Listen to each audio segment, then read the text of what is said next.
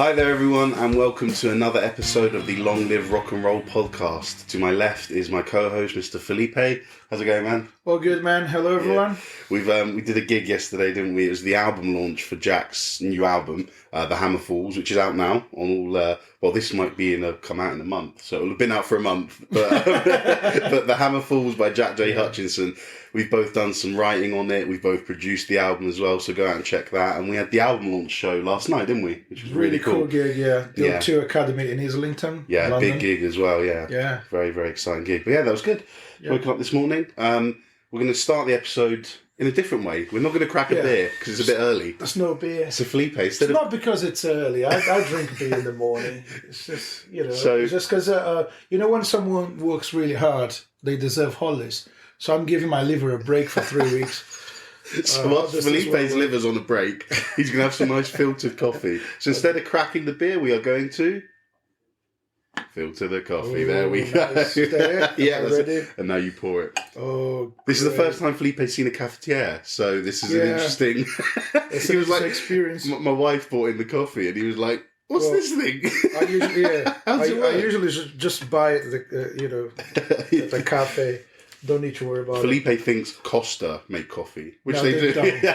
They're just watered down. Yeah. Yeah. All right. We won't get political. Start the episode. Yeah. So for this episode, we're going to be doing an album-specific discussion, and the album in question is Felipe? Machine Head by Deep Purple. Oh yes, yeah. One of my all-time favorite rock albums. What about you? I think it's my number one album to listen on the road.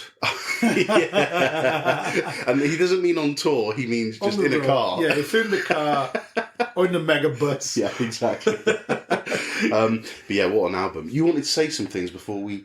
Just to say, before this episode, there's only 7 songs on the album. So we thought we'd talk about all of them. Not sort of deeply talking about which scales they use or anything, but we want to give each song its due because they're only 7 songs. The album is only 37 minutes long. But my God, you get what you pay for. Exactly. What an album. I mean, it's still Deep Purple's best-selling album. Yeah, most famous. It's the album that actually defined what Deep Purple is for most of the fans. Because if you listen to everything they released, if you listen to what they've done in the 80s and 90s, what they've done now, Whoosh, the last album they released, what an album. It's fantastic. But it's totally different. Everything they do is very different. Each album is very unique. But Machine Head defined what Deep Purple is for the general public. Yes. When people who are not big fan of Deep Purple think about them, they're going to be thinking about Highway Star, Smoke on the Water. Exactly, yeah. That's what they think Deep Purple is. And it is, yeah. That's those songs, they define Deep Purple better than any other songs, Yeah. And it's... The recording is amazing, great quality. The playing in the album is just perfect. Did you want to talk about the recording process? Yeah, I do. I do want to talk about it. Actually, this is brilliant. I found this out yesterday. This is brilliant. Yeah, and interesting is I got notes today. So usually Laz got loads of notes. Yeah. And I just wing it, We found ourselves in a position. Where we weren't expecting to have this time this morning. So last night, about 4 a.m. on the way back from the gig, I said, "Should we do an episode tomorrow?" Yeah. He was like, "Yeah, why not?" And so I was like, "Well, what album do we both know inside out that we don't really need to do much research on?" Yeah, but I did my research. No, but this is it. So I was driving. We drove back from London. It's about 2 hours to my house, and Felipe was on his phone doing the research. I was like, "Hold on, this is what I do." Expect nothing but professionation. Only the best from this guy. So that's their 6th studio album. So they were established already. They were not like up and coming band. People knew who they were. Fairly successful, respected as musicians and as a band. So this album was recorded in December 1971 in Switzerland and was released in March 72. Right. So how did they record it? They've used a mobile studio. So they hired I don't want to say a caravan, but something like truck. that. Yeah, a truck or a trailer. Yeah. Yeah, and it's not Deep Purple. It's Rolling Stones mobile studio, and it's kind of a famous one. But basically, just to give an idea, do you know who recorded with that studio? So the Rolling Stones themselves, they did Sticky Fingers on that studio. Oh, wow. Led Zeppelin 3 and 4 were recorded with that. Really? Yeah. Wow. And, Led Zeppelin went to specific places, mansions and houses to record it, but they were bringing the mobile studio. Because bands, they had this idea at the time, like, well, we want to have a creative environment. Yeah. That's something, to be honest, it's missing nowadays, isn't it? So most of the classic rock bands, they would go to a place and spend some time at that place and create there and record.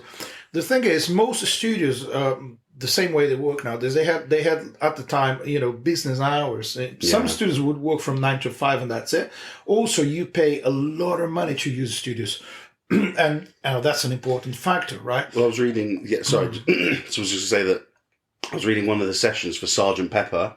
Yeah. Started at 7:30 in the evening and went on till 11 a.m. So Sgt. Pepper, the Beatles are established at this point, but still the money to get into Abbey Road is expensive, and if you can, you're going to make it. If you can make it cheaper, you're going to keep your overheads and your costs as low as possible. So even the Beatles, at arguably the height of their career, were still going in to do the night sessions at Abbey Road. There you go. Because it was cheaper. Exactly. Yeah. So what the Stones came up with was a way to record stuff with the same quality, regardless of the place you are. Yeah. So then imagine, so you're hiring the mobile studio for a month. So you're paying for the month. So you don't need to think about, how many hours I'm going to be using this studio, because the studio is a truck. So they wanted a place. So the concept for the album, this is really important. The concept for the album was an album that sounded live. I actually have a quote from Roger Glover here. He said, look at this guy, quotes. Brilliant. I'm so proud of him. Look at him. Right. Roger Glover said they wanted to make a studio album under live conditions, almost like a live album without the audience.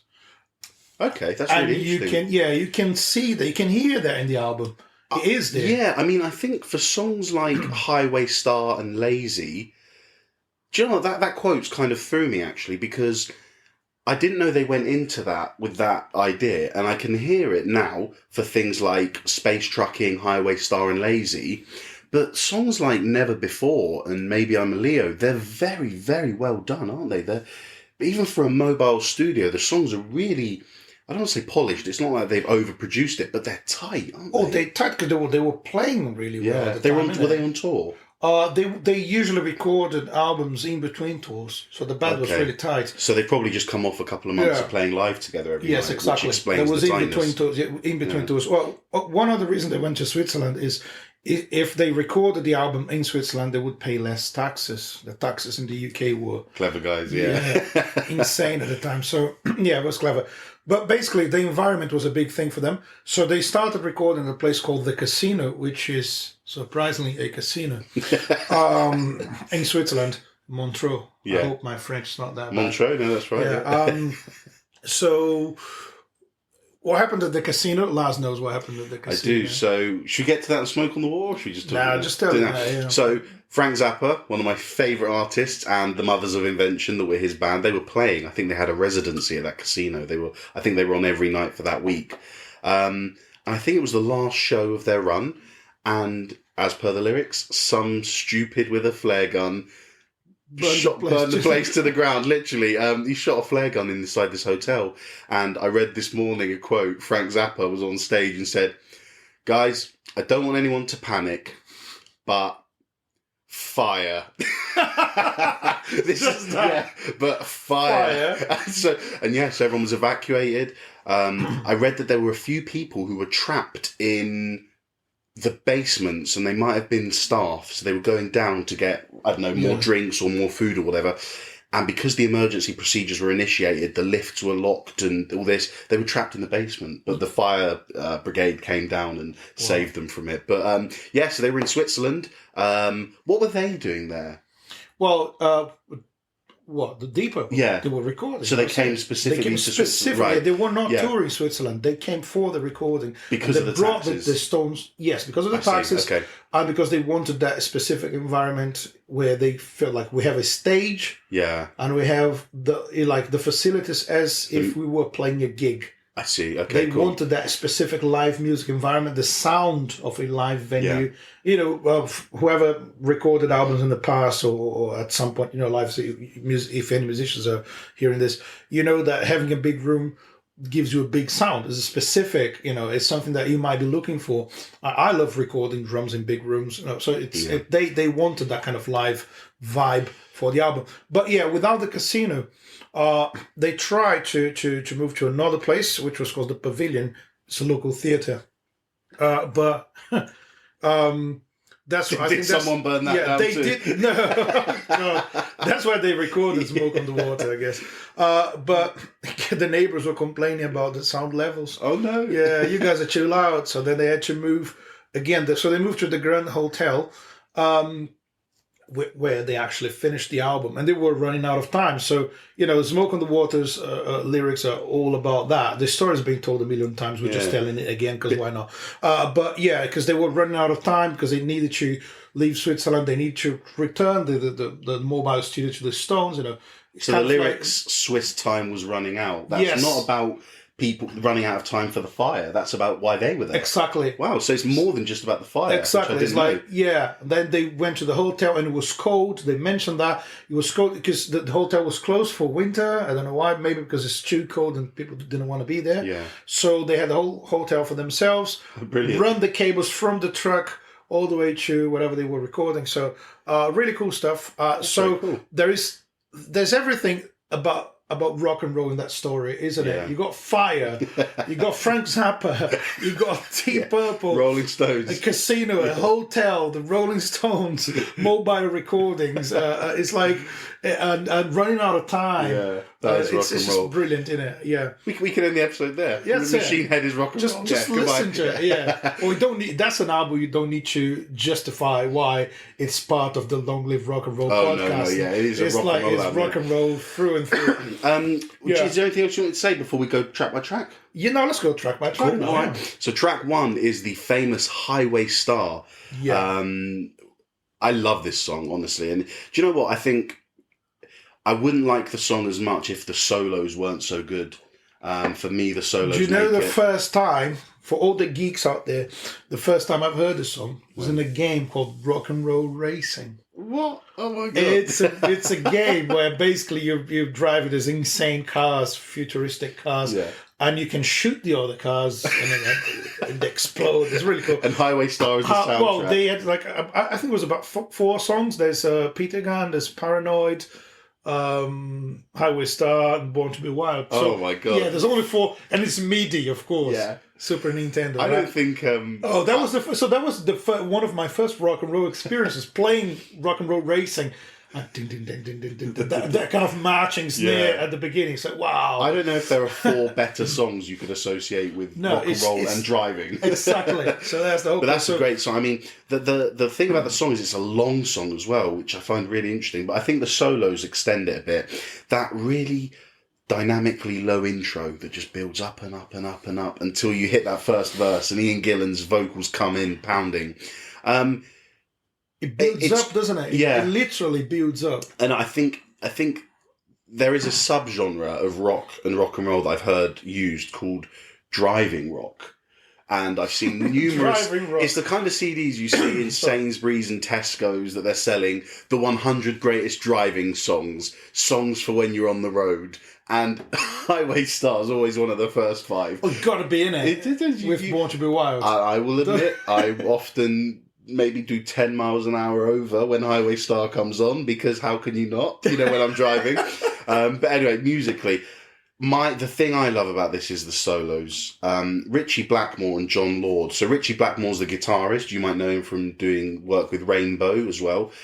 John Lord, the keyboard player for Deep Purple. I mean, we said in the Emerson, Lake and Palmer interview that John Lord is episode that John Lord is up there with rock and prog rock's best keyboard players. Oh, for sure. I mean, it's as I said to you, just the very existence of him is rock and roll. Exactly. I mean, I saw him on stage. It was my first ever gig in my life, 1999, Deep Purple in Rio de Janeiro.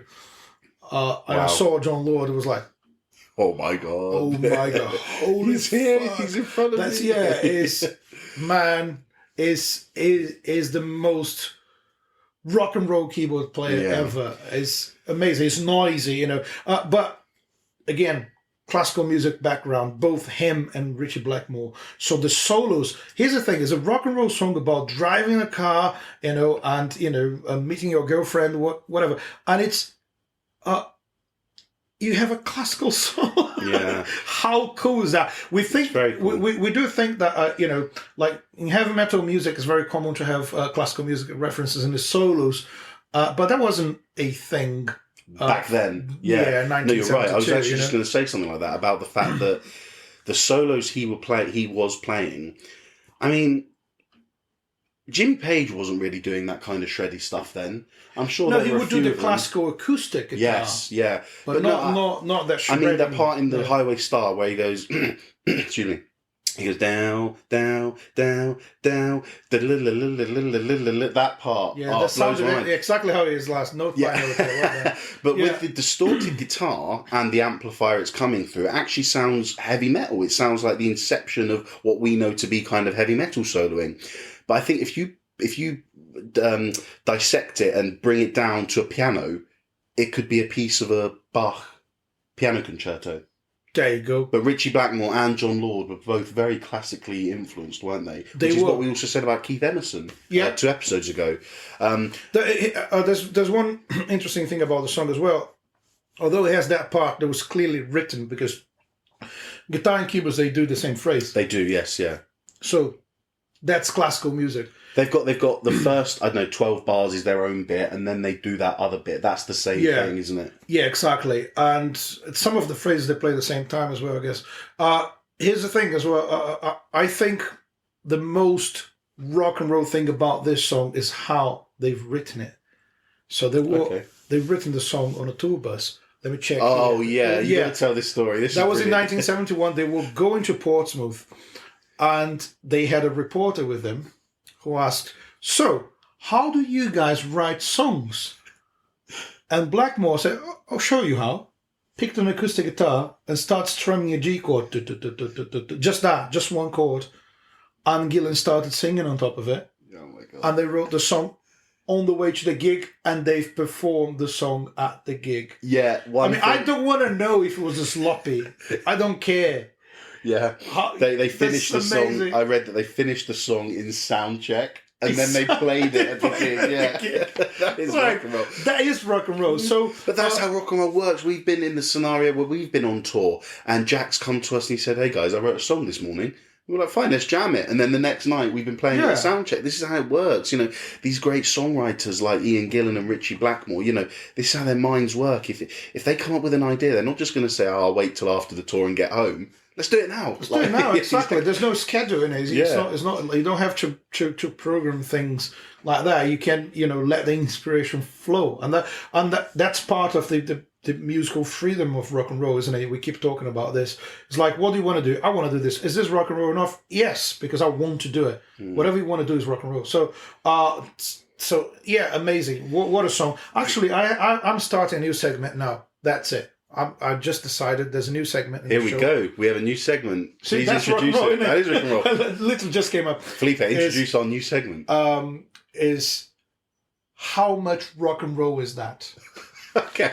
Right. So we're gonna measure the level of rock and rollness. Okay. Right. I'm gonna introduce it then. This new segment is How Rock and Roll Is That?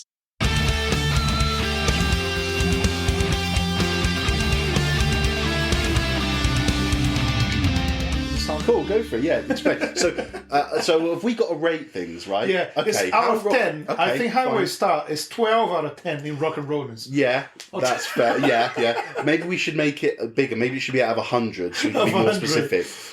I think writing one of rock's greatest songs in the tour bus on the way to a show and performing it that night. That's a 93 out of 100, I think. Okay. What are you thinking? 120? I think, yeah. And I'll say 100. This is your segment, so you decide the final number. Let's say 95. 95 out of 100. That's how much rock and roll Highway Star is. Take notes of that. We can, at the end of the year, do our list of the most rock and roll songs and why. There you go. Excellent. Just one more thing I wanted to say about Highway Star that actually will come up later in the album is the introduction to the world of rock and roll. Well, not introduction, it had been done before, but the effect, impact, and execution of Ian Gillan's screaming. Oh, wow. So we all know the chorus. I love her. I need her. Just belting out those high notes. It's slightly better voice than that. No, not slightly. A lot better. That's joking. But that was something as well. We know that Deep Purple, they're a rock band, but they've also been labelled as hard rock. And with the likes of Led Zeppelin, they have been labelled as the pioneers and innovators of what we know as heavy metal today. Yeah. And what we do know about heavy metal, or I don't want to say a large majority of it, but a large chunk of heavy metal involves screaming and shouting and, loud, aggressive vocals. And you don't have to look much further to the inspiration of that than Ian Gillan on Highway Star. Yeah. Another song that we'll put in the playlist is Child in Time, because he does some incredible screams and vocal notes on that. But Ian Gillan's the man, isn't he? What a singer. I mean, technically, he was way ahead of most rock singers at the time. He had theatrical experience as well. He did Jesus Christ Superstar, the original one. Yes, that's true. Yeah. So he was proper, professional singer who joined a rock band. He knew what he was doing. His vocals are flawless in the whole album, really is. Yeah, so let's move on to the second song. Cool. So second song, we have Maybe I'm a Leo, which it changes the tempo of it. You've gone from the really and then you're going. Well, the fastest song in the album's Highway Star. Yeah, so it's all slower from and there. it slows down to Maybe I'm a Leo to a certain ridiculous level. I find it really interesting. It's a very bluesy riff, isn't it, that starts the song? It is very bluesy. But there's a funk feel behind that. Drums. Isn't there? That's you can't talk give to us credit. about the funky drums. Well, talking about Ian Pace, isn't it? He was literally my first influence as a drummer. I still love him, and every time I listen to Ian Pace, I'm amazed by his drumming because he was a heavy hitter like any rock drummer should be, but with a light touch in between the heavy notes, just like John Bonham used to do as well. But Pace was even more into jazz drumming. Big fan of the Ben Goodman Orchestra with Gene Krupa on drums, so he used to listen to that on radio and play along with it. Oh, cool. So he was a jazz drummer playing rock, and he had a light touch when needed, but he could be a heavy hitter. And he had a massive influence of funk drumming as well. Yeah. The interesting thing about is this song grooves like probably more than any other song in the album. Agreed. Yeah, and it starts with a drum fill. I was just going to... One thing I wanted to add to that is that despite everything we've said, the funky, the groovy, which again puts us in that funk element, it's quite aggressive. I think of the part towards the end of the song where he's like, maybe I'm a Leo, but that's it still has elements of rock in it. Oh yes, they can't get away from Another stylistic thing that I noticed that I've got written is that the key solo in it, I was trying to analyse what I would describe it as, and I've actually thought that the closest thing I could think would kind of a soul and R&B keys solo. Whoa, interesting. Yeah. It's the kind of thing I'd expect. Swings, doesn't it? Yeah, Ray Charles to play on his piano, So incredible. You got funk, rock, and, in my opinion, some soul and R&B. So is it... on a groovy track. And the main riff is syncopated. So for those of you who are not familiar with the term, syncopation means when you're mainly playing the offbeats. That's a very simple explanation of it. But so the riff doesn't start on beat one. Yeah. Bum, ba-da-da, bum, bum, bum, bum, bum, bum. It starts on the offbeat. So that's really, really cool stuff. So you have some drum fills leading to the beginning of the bar, but then they don't start the riff. Yeah. You gotta, you take a breath and start the riff immediately after that break. So it's really, really cool stuff there. Swings and it's syncopated. It does, yeah. I just don't know what to say about the lyrics. What the lyrics are all about? No idea. It's not about a hotel burning down, I'll tell you that. Should we move on to track 3, which is Pictures of Home, which might be one of my favourites on the album. I think for me, what the song Black Sabbath did for Black Sabbath, as in stamp their authority on, okay, we've created this new genre and it's called heavy metal. For me, this is, like I said, people have associated Deep Purple, Led Zeppelin with the innovation and pioneering of heavy metal as we know it today. Pictures of Home, for me, is Deep Purple's stamp on metal, because I think there is that drum intro, that in itself, that is metal. The riff as well, the dissonance. So for anyone who doesn't know musical terms, you have two terms. You have consonance and dissonance. Consonance is when you hear two notes either played together or one after the other, and it's pleasant to listen to. Dissonance is the opposite. It's where you hear two notes played together or one after another, and it makes you go, ooh. Yeah. Like, dissonance is the first two notes in the Black Sabbath song, Black Sabbath. Yeah. Dun, dun, dun. Yeah. It's horrible. Yeah. And they do it here where he's like, pictures of home. Yeah, with the vocals. That's it. And it's very dissonant, and it makes you, it's nice as a product, but it makes you go, ooh. And that, to me, is a characteristic of metal. Yeah. Dissonance and not being pleasant on the ear. Yeah, because the lyrics are describing a very disturbing situations, and I think the guy is isolated somewhere, feels like a prison, something like that. Yeah. And he's thinking of home or whatever. I think that's what it is. I might be just guessing, but it is disturbing. The interesting thing about the song for me is everyone gets their solo in that song. Yeah. If you consider the drum intro as a drum solo, which for me it pretty much is. But he still has one halfway through. He does that snare. Yeah, but that's just a roll, isn't it? Kind of a build up. The beginning is like just drums. That's true. And it's loud and busy. Ian Pace, actually, I've seen one of his drum clinics on YouTube, and he was saying that he had to come up with a variation at the end of that phrase because no one could guess where the song actually started. It's a really complicated phrase. And he was like, no, I'm going to play four next. 1, 2, 3, 4. And then you start. Because you need to give the guitar players a cue because they're too dumb.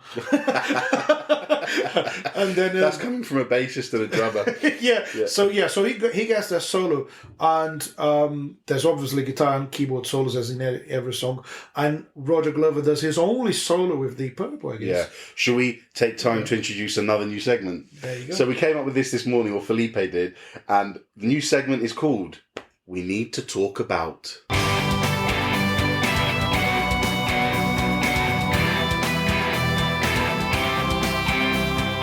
So what this segment is going to be is it's going to be praising the unsung heroes of rock and roll. So, for example, in this album, we've already talked about Ian Gillan's vocals, Ritchie Blackmore's solos, John Lord's solos, and Ian Pace's drumming. Make no mistake, Roger Glover is up there as a bass player with those four guys in being as good as them at their instrument, his instrument. And funnily enough, I love the Pictures of Home solo, but that's not the best bass playing on the album. His melodic playing in Highway Star is wonderful. His groove and his ability to marry the harmonies of the chord with the rhythm of the drums in Lazy is wonderful, but we'll get to that when we get there. Roger Glover, hats off to you. From a bass player, you make the album. If the bass was any different or less notes being played or different notes, I don't think it would be as good. Everyone has played their part on this album, and Roger Glover, you don't get as much praise as perhaps we think you should. This is for you. Well done, because it's incredible bass playing. I'm pretty sure he had a massive role in the production as well, because he's a music producer. He produced other bands after leaving Deep Purple, and it's like you don't mention him. That means he's doing a good job. If you don't notice a bass player, they're doing a good job. And the image I have of him, first time I saw him, when I saw Deep Purple live, it wasn't wearing any shoes. It's like, I'm saying, man, you're going to hurt your feet there. And a hat, looked like a farmer. You know what I mean?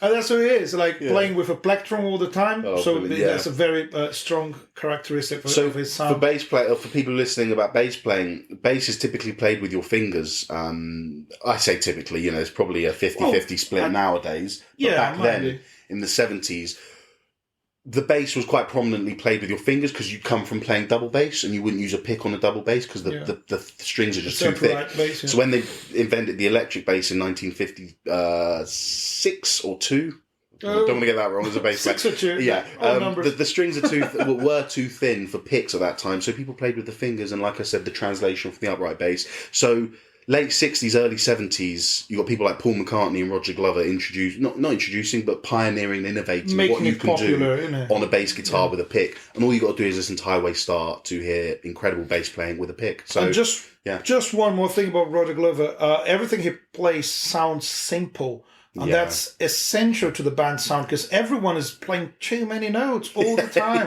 And it sounds musical, but if you don't have one guy in the band, at least one guy keeping it together, like, guys, I'm going to play do all the way to the end of this song because you guys are overplaying.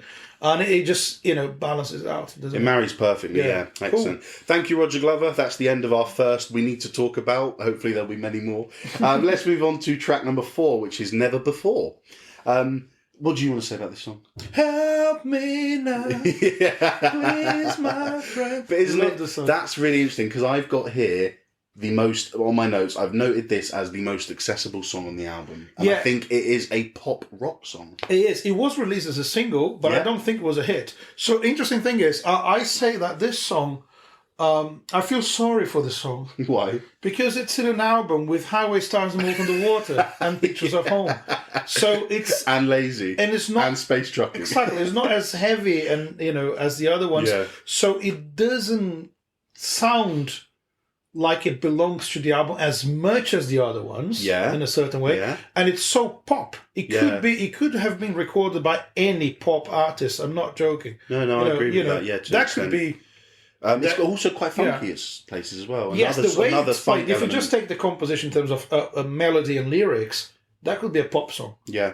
But it could be a Beatles song, it could be a Stevie Wonder song. Yeah, it could be anything. That's true. Yeah. If you do a Motown arrangement for that song, it would work. Yeah. If you do a Little Richard arrangement for that song, it could work. It's a beautiful melody. Got a lovely bridge as well. We were listening yesterday and we said it's kind of Pink Floyd-y, that bridge, isn't it? Very because it's atmospheric. Yeah. Yeah, and it changes tempo. It starts slow and then goes double tempo, and on that bridge it goes half tempo again. Yeah. So it changes a lot, but the melody still connects all the parts. It doesn't sound complicated. It's not an easy one to play. I used to play that song.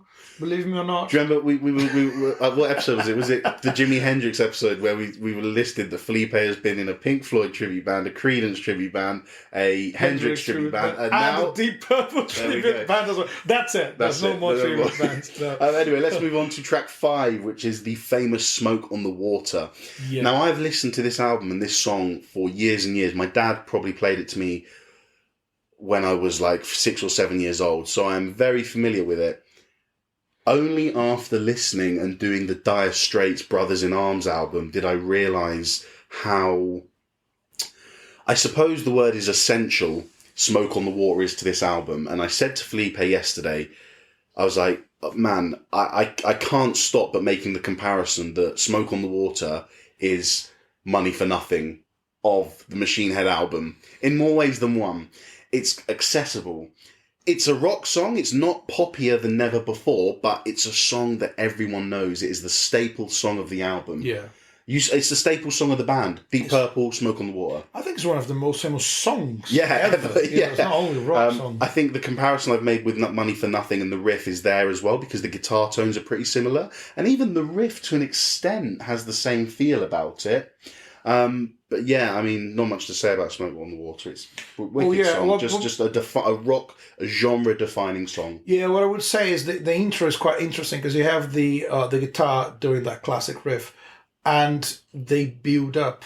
The way they add the layers to the song is just perfect. Yeah. Before the vocal comes up, Ian Pace is just playing the hi-hats, and it's very funky. So it's guitar, then they add the hi-hat. Then just hi-hats, then snare and bass. If not at the same time, the snare, then the bass. And you have pretty much everything but the kick drum. Yeah. It's just beautiful. Ian Pace doesn't play the kick until the very last round, and then the vocals come in. It's just great arranging. Building layers. It feels like they're rehearsing it. It's like, oh, what do we do now? Yeah. Oh, let's add this, let's add that. And it's simple. I think the most of the melody runs over one chord for the whole verse. And then, what was interesting though is we listened to Made in Japan, which is the live album that came out after this album, and he changes the riff when he does it live. Yeah, which I there's found a variation fascinating because on the riff. it's one of the world's most famous songs, and he does a variation on it. I don't know if it was that famous at the time, though. Oh, that's it? true. That's Maybe true. they Yeah, just released that one. Rock and roll is musical freedom. So there you go. Do you want to say any more about Smoke on the Water, or should we move on? What is to say? We told the story. We did. Yeah. We all love the song.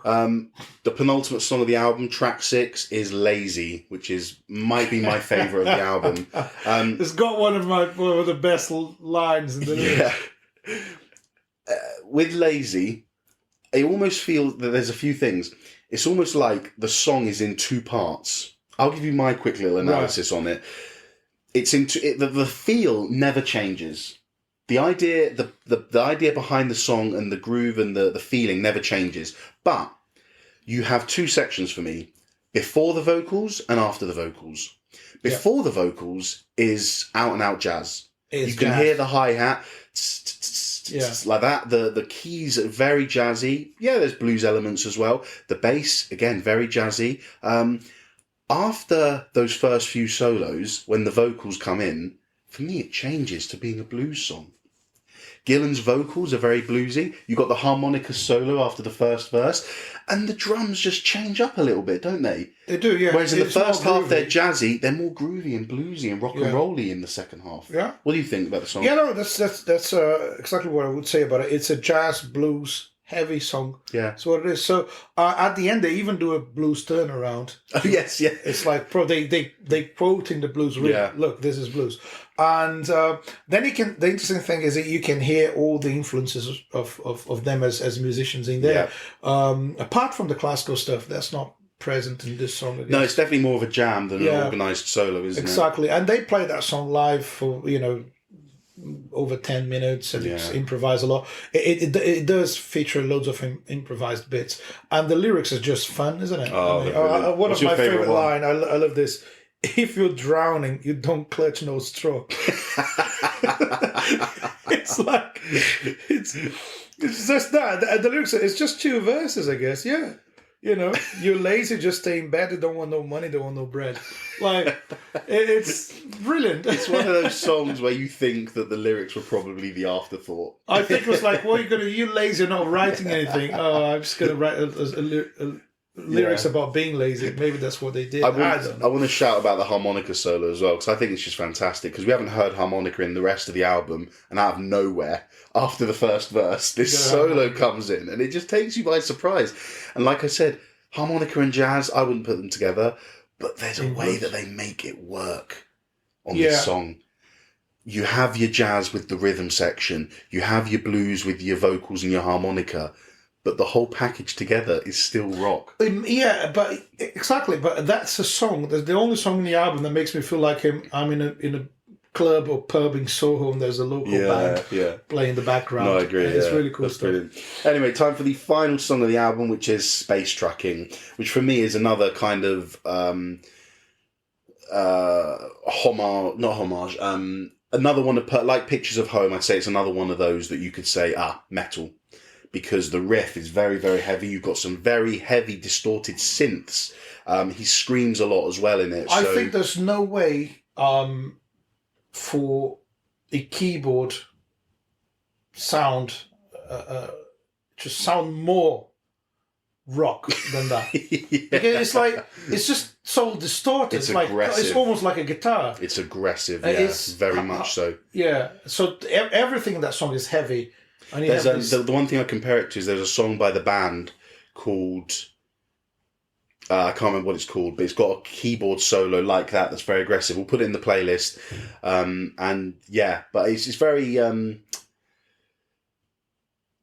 like you said, distorted and aggressive. It has the power and it packs a punch more so than the guitar on this track. I think. And the lyrics are silly, aren't they? They are stupid. Yeah. That's all I've got written here. The metal influences, the hard rock, his screaming, and the use of the big synth, or the big synth Probably usage. The heaviest song in the album, isn't it? It's a good way to end an album.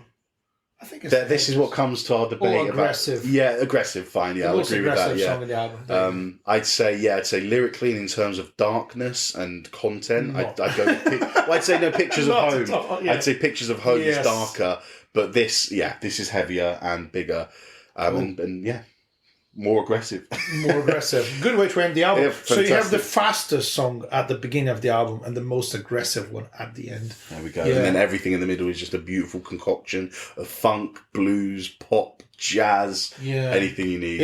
What an album. Yeah, if any of you guys listening to this haven't heard the album yet, what are you doing? Stop listening to this right now and go listen to Machine Head. If you heard the album a few years ago, have another listen to it. Yeah, exactly. You never not want to listen to it. What an album. We're going to do the playlist where we put the album in the playlist and we'll put some associated songs in. So, for example, we'll put in the live version of Highway Star from Made in Japan because that's another level as well. Richie Blackmore and John Lord, their solos on that live version are out of this world. And I said to Felipe yesterday, you hear parts where Richie Blackmore makes mistakes. He doesn't get the picking right. You can hear he's just for just 2 beats he's gone, screw it, I won't play. I'll just wait for the next section. But that doesn't matter, man. That's rock and roll through and through. The performances on that album. Yeah. This will be Machine Head plus Made in Japan. We're not going to review Made in Japan, but go and listen to it. We'll put some of the... If there's a song from Made in Japan, from Machine Head played on Made in Japan, we'll put it in the playlist, and we already mentioned Child in Time, so that will go in there too. But man, any final thoughts on the album? God, I don't know. It's like Go listen so to good. It. Yeah. So good. It's one of the best rock albums ever written. I agree. And I think for me, the reasons why is because we've spoken so much about musical freedom. And I already spoke this episode about people like Zeppelin and Deep Purple's influence on harder rock and heavier metal going forward. But the same way that with people like Clapton and Sabbath, you can see where their blues... how they use their blues to make rock. I think the fact that, like I said, we just listed it, the funk they use here, the blues, the jazz, this is what they've done to make their version of rock and roll. And it has been executed to perfection. I never skip a song. There's no need. Why would you? Like every song is a barn burner. No fillers. No fillers, just killers. Yeah. Anyway, what a way to end it. Right. We've got one segment. There's one segment. We do. I'm going to test Felipe's lyrical knowledge about the album. So we've got 4 examples here. Shit! We're just and we're just going to test Felipe's knowledge. So this is Guess the Lyrics.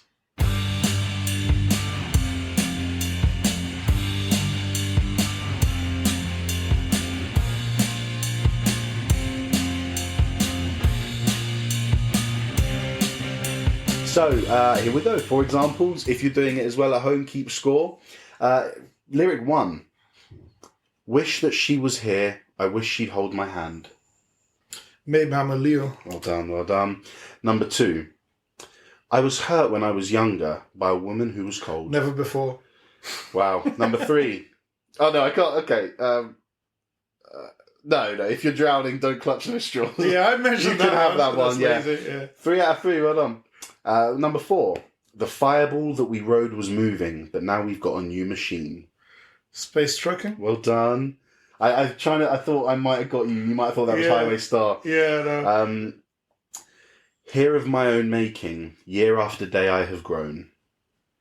Pictures of home. Well done. Yeah, 5 out of 5. He's done it. Well done. Excellent. Is that all we've got to say? Yeah. Yeah, fantastic. Well, let us know how you did at home and if you got those lyrics too.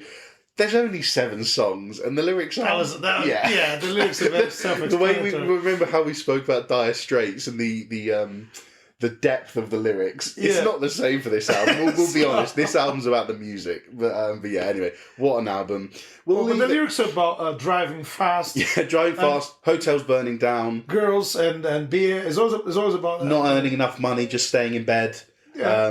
Wanting pictures of homes deep though. The lyrics on that are good. Yeah. Anyway, guys, thank you so much for joining us for another episode. We've had a great time on this one. Do you know what? I've actually enjoyed that we just spoke about the music and that I didn't do sort of so much research into it. Shall we do that from time to time? I'll do the research and we can just have fun. Because I've been having fun in every single episode because I don't do any research. I leave it to you. 9 out of 10 episodes, I'll do the research. You do 1 out of 10, all right? How good it is to be Felipe for a day, isn't it? Great. I'll play the drums at the gig tonight. You don't have the hair though. No, very much not. Anyway, guys, thank you so much for joining us. As usual, please find us on the socials. On Instagram and Twitter, we are at longliverocknrollpod.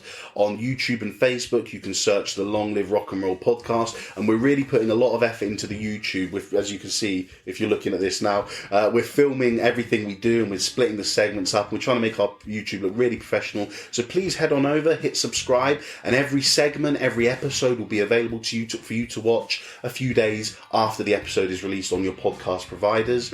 Apple Podcast and Spotify users, we really appreciate you giving us a rating and leaving a review, because every good review we get, actually it doesn't even have to be good. Every review we get, just say the show is shit. It still helps, because if there's a review, it means we're being viewed, we're being listened to, and we move higher up the charts. If someone searches rock and roll, we're going to be in the top 10, hopefully. Where we deserve to be. Well, yes, right. I think so. Yeah. But yeah, thanks so much, guys. We had a great time, and we'll can't wait to do the next episode. Yes, thanks for being with us again, and keep on rocking, everyone. And as usual, take care, guys, and long live rock and roll.